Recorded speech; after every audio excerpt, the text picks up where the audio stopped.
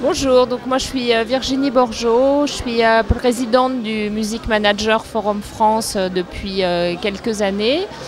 Je suis manager depuis un peu plus de 10 ans, après une formation juridique et une dizaine d'années passées comme business affaires en maison de disques. Depuis que je suis manager, j'ai travaillé donc avec des artistes comme Indochine, Louis Bertignac, David Hallyday, Hugo Frey, Camille, puis des artistes en développement. Bonjour, moi c'est Christophe Soulard.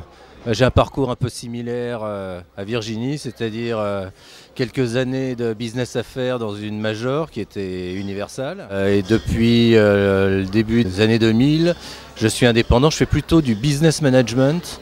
C'est-à-dire je m'occupe plutôt des aspects contractuels, structuration du business de l'artiste ou de producteur indépendant, création de structures, d'édition, etc.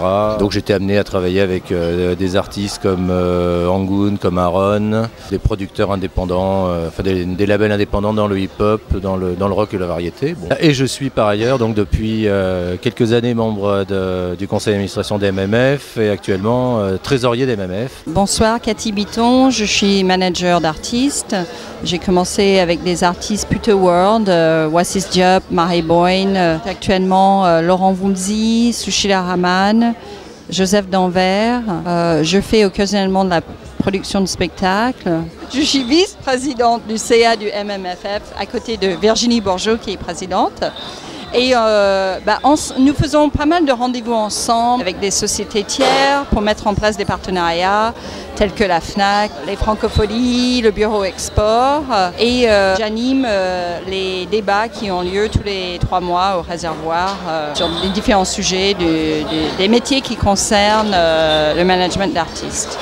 Une des raisons de la création donc de MMF, qui est l'antenne française d'un syndicat international, c'était de briser l'isolement des managers. Ça nous paraissait important qu'il y ait des points de rencontre en fait sur des sujets qui intéressaient tout le monde, alors à des niveaux divers. Donc on a voulu donc créer ces réunions thématiques trimestrielles, donc sur des sujets très divers, mais qui sont, les préoccupations quotidiennes de tous les managers.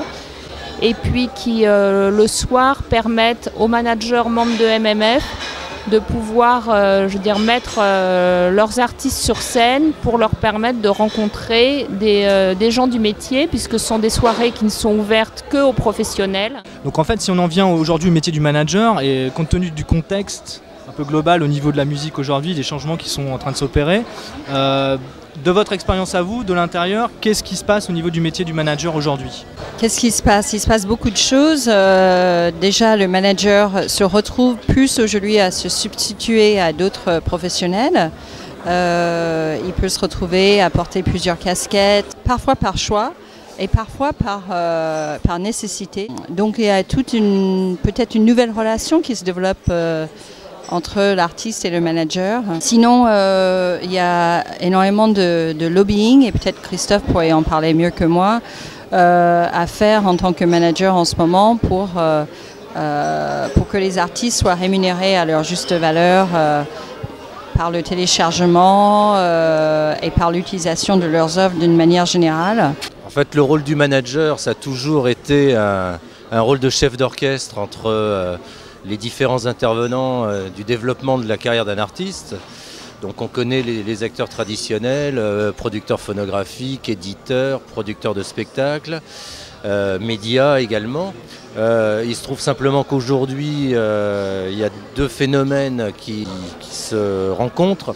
Il y a d'une part le fait qu'il y a de plus en plus d'acteurs. Alors je dirais que c'est un chef d'orchestre qui dirige un orchestre de plus en plus important, avec tous les nouveaux médias, surtout ceux qui sont liés à l'Internet. Donc voilà, c'est un rôle qui est de plus en plus difficile et technique, avec de plus en plus d'intervenants. Mais fondamentalement, c'est toujours cette fonction d'essayer d'harmoniser les choses, de faire en sorte que tout le monde travaille ensemble de façon efficace. Pour rebondir là-dessus, je voudrais juste ajouter que les techniques informatiques permettent aux artistes d'être de plus en plus autonomes, ce qui économiquement leur donne une place au niveau de la production qu'ils n'avaient pas jusque-là. Donc je pense que ça Voilà, ça modifie aussi le rôle du manager en ce sens.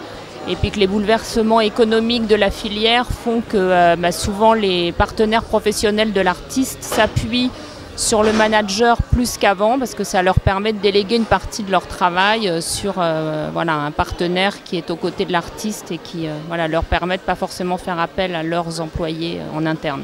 Donc est-ce qu'on peut à partir de là peut-être discuter un peu aussi du manager qui va débuter aussi dans ce milieu-là aujourd'hui, la différence notamment entre l'agent artistique, le manager, le producteur, l'impresario, on en entend un peu dans tous les sens au niveau de cette définition.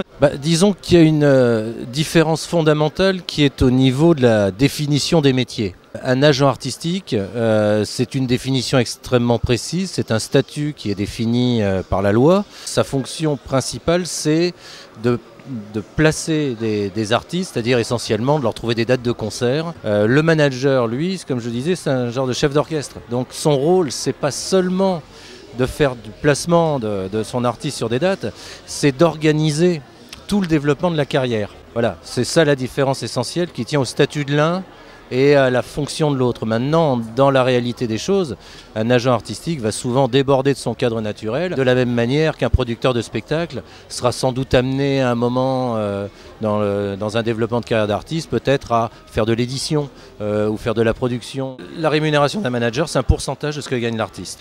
Alors c'est l'ensemble de ses revenus, c'est-à-dire c'est d'une part les revenus qui sont générés par les ventes de disques, donc les redevances que lui verse son producteur sur l'exploitation des enregistrements. C'est d'autre part tous les revenus, s'il est auteur-compositeur, qui sont générés par l'exécution publique ou les ventes de disques. Donc c'est des sommes perçues par la SACEM. Donc le manager perçoit un pourcentage de ces sommes-là. C'est également un pourcentage sur les cachets et l'ensemble des revenus qu'un artiste peut percevoir de ses activités scéniques. Ça peut s'étendre également à d'autres sources de revenus qui peuvent être le merchandising, qui peuvent être la participation à des campagnes publicitaires, des choses comme ça. On voit souvent des managers qui ont une expertise ou une expérience en tout cas dans différents domaines qui touchent à la musique, que ce soit la scène, le disque, le merchandising, le juridique. Beaucoup de managers ont une formation et une expérience juridique. Et je pense que c'est important pour pouvoir avoir une vision globale, avoir une vraie expérience déjà dans la musique. Mais il n'y a pas de règle. On peut aussi devenir manager parce qu'on est passionné, qu'on a une relation très très forte avec un groupe et qu'on croit en eux. Et je crois beaucoup à ça aussi, la passion peut mener loin. En quel cas, je conseille vraiment de suivre une formation de manager. Il y a de plus en plus qui sont proposées en France. Le MMFF propose des formations de manager sur une semaine qui touchent à tous les aspects de la carrière, du développement de carrière d'un artiste et du management. Et s'il y a déjà la volonté de créer une société ou de se mettre à son compte en nom propre, et peut-être déjà des artistes avec lesquels on travaille, ça peut être très bénéfique très rapidement pour avoir une vision globale des choses. En tout cas, effectivement, pour des managers qui ont envie de vraiment faire une formation plus longue et plus universitaire, MMF est partenaire de la faculté de Lyon. Les formations de MMF sont faites en partenariat avec l'IRMA 2 fois par an, donc sur des durées courtes qui sont d'1 semaine.